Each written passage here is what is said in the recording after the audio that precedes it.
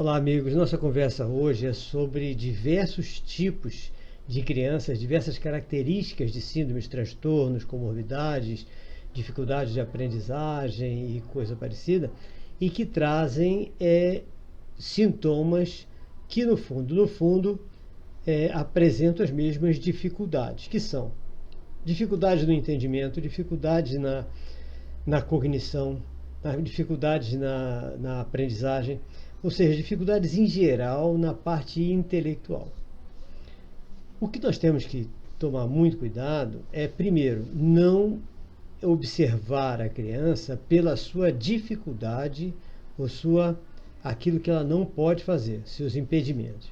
O que nós temos que observar, e isso precisa de muita paciência, muita perseverança, é nós observarmos essa criança como se ela fosse um ser de outro planeta, que você não conhece nada dela. Então agora é que você vai ver como é que eu me comunico com ela, como é que ela se comunica comigo, como é que ela observa o mundo à sua volta, como é que nós podemos então passar para ela alguma informação e como é que nós podemos obter dela alguma informação.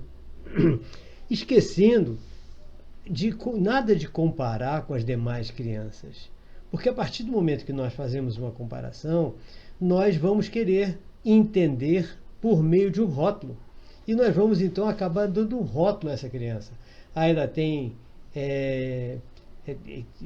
autismo em tal grau, ela tem TDAH, ela tem TOD, ela é deficiente intelectual, ela tem digenesia de corpo caloso, ela tem uma série de deficiências e que na hora que você coloca esse rótulo, essa criança vai perceber que tem um rótulo.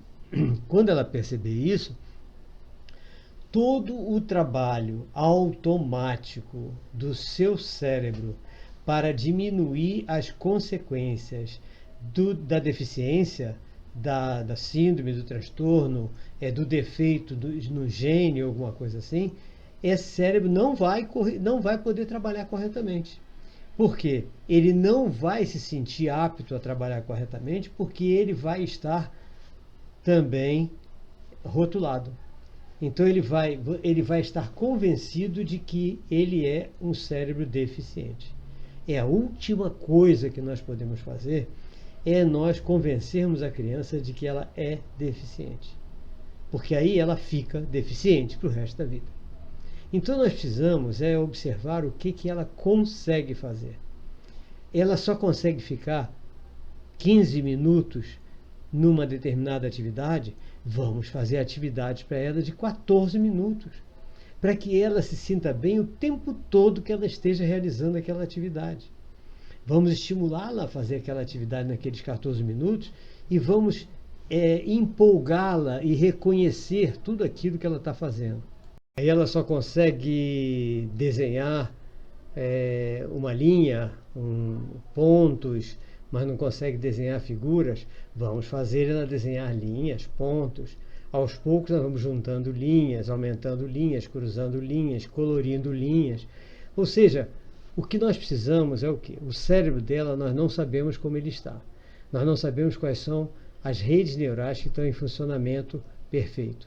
Mas uma coisa nós sabemos: se nós conseguirmos estimular essa criança de maneira que ela tenha uma autoestima elevada, coisa que com certeza está baixa, porque toda criança com deficiência acaba percebendo em torno de si que os outros são melhores que ela e acaba baixando a sua autoestima. Então nós temos que fazer um trabalho para melhorar e elevar essa autoestima dessa criança. A partir do momento que nós conseguimos fazer isso, nós vamos certamente ter o cérebro dela trabalhando a favor dela.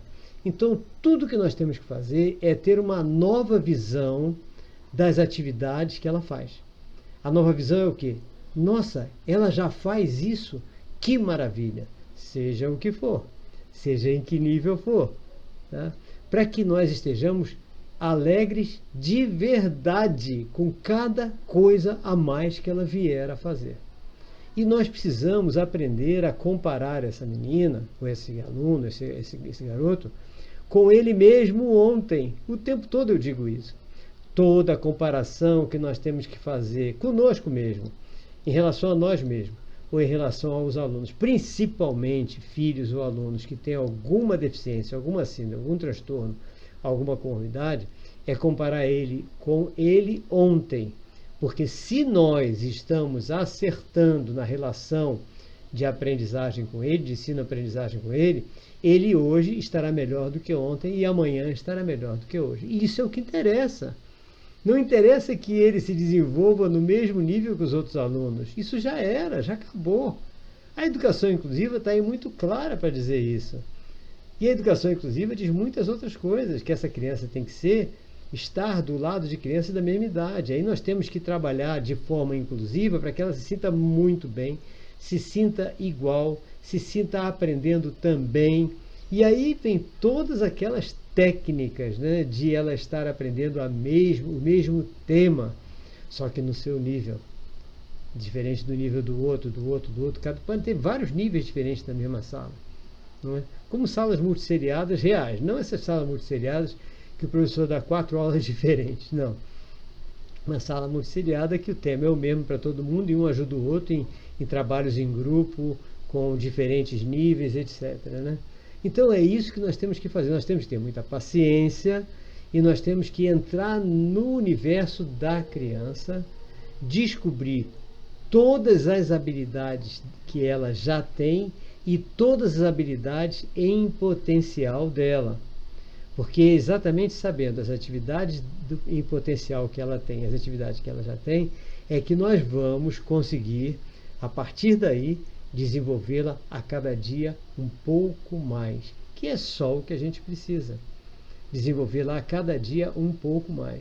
O problema é que as pessoas ainda estão amarradas àquela necessidade idiota de todos aprenderem a mesma coisa e todos estarem no mesmo nível, já que têm a mesma idade. Vamos esquecer isso. Não existe isso. Isso é para uma educação tradicional, antiquada, que não funciona mais. Nós temos alunos que estão muito além do cognitivo dos seus colegas e temos alunos que estão muito aquém do cognitivo dos seus colegas. Cada um tem que ser ensinado, tem que ter o seu aprendizado dentro do seu nível, da sua capacidade, das suas características. Então nós temos que ter muita paciência e descobrir e estimular também as habilidades que estão em potencial. Isso é muito importante. Então o que nós precisamos fazer? Ir registrando todos os pontos positivos dessa criança hoje. Então, quando a mãe chega, ela não consegue fazer, ela consegue o quê? Ela consegue fazer isso. Então é isso que me interessa, ela consegue fazer isso. O que mais que a senhora acha que ela consegue? Não, mas ela não consegue nada. Não, não tem nada que ela faça? Em casa ela não faz nada? De vez em quando ela faz tal coisa. Pronto, vamos registrar aquilo que ela faz. E vamos chamar a mãe e vamos dizer, todos em casa têm que passar, a partir de hoje, a reconhecer cada atitude dela, cada coisa que ela consegue, para que ela fique alegre e vocês também fiquem alegres com o que ela faz e não decepcionados com o que ela não faz. Tá? Essa é a base de desenvolvimento de qualquer criança com qualquer anomalia, qualquer defeito gênico, qualquer síndrome, transtorno que traga algum tipo de atraso, deficiência, dificuldade de aprendizagem, coisas assim. Então, a recomendação é para todos, para todos. Quem tiver alguma dúvida, entre em contato. Nós podemos fazer um vídeo específico para uma determinada anomalia, coisas assim. Tá? Sim, a anomalia que chegou, que é degenesia do corpo caloso, a última, faz com que haja uma falha na intercomunicação entre os dois hemisférios. Vamos estimular.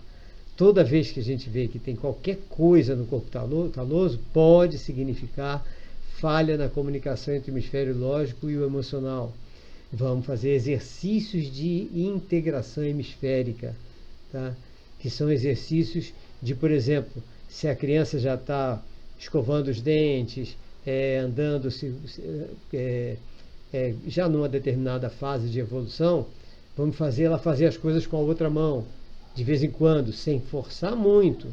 Então ela escova o dente, ela é destra, escova o dente com a mão direita. Hoje, querido, escova o dente com a mão esquerda. mas pouco, um pouquinho de cada vez, tá? Ou seja, inverter as coisas um pouquinho de cada vez para que a interligação entre os hemisférios comece a se formar vagarosamente. Agora, mais um detalhe que eu sempre aviso. Tudo o que nós temos de deficiência, de errado, nós todos, primeira coisa que nós temos que procurar é nutricionista e verificar: a minha alimentação está correta? Tem algum problema? Tem alguma intolerância? Não tem intolerância nenhuma. Então eu quero uma alimentação saudável, correta, para não fazer mal a mim, ou seja, para os meus 3 cérebros estarem funcionando corretamente. Agora, se é uma criança que tem algum tipo de anomalia e essa anomalia está trazendo inquietação, irritabilidade e agressividade ou falta de sono, então possivelmente essa criança está com inflamação cerebral. Possivelmente essa criança tem um intestino permeável. Possivelmente essa criança tem intolerância ao glúten, principalmente. E pode ter intolerância a outras coisas também. Então é bom verificar isso para que o nutricionista faça uma dieta totalmente isenta do glúten, que é o carro-chefe das intolerâncias e das provocações das inflamações cerebrais, que por sua vez disparam a irritabilidade, a agressividade, falta de atenção e diversas outras características que estão sendo contidas por meio de medicamentos controlados, como se essa criança fosse um doente psiquiátrico. Os medicamentos controlados são necessários para conter a criança enquanto nós reduzimos essa inflamação. Tenho falado isso muito para que os pais fiquem atentos e não encham seus filhos com medicamentos inadequados. Um forte abraço, estou à disposição, entre em contato, mandem seus questionamentos e dúvidas. Até lá.